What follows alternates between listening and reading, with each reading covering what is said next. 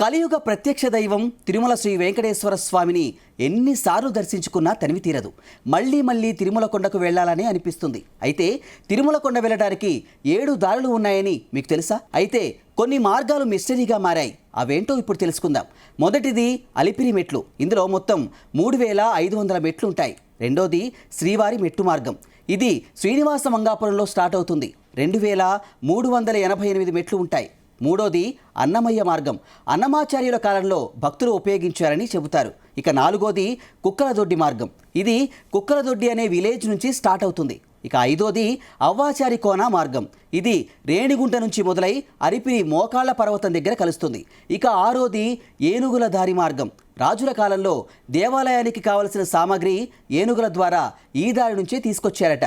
ఇక ఏడోది తలకోన మార్గం. ఇది దట్టమైన శేషాచలం అడవుల్లో తలకోన జలపాతం నుంచి 20 కిలోమీటర్లు నడిస్తే తిరుమల చేరుకుంటాం.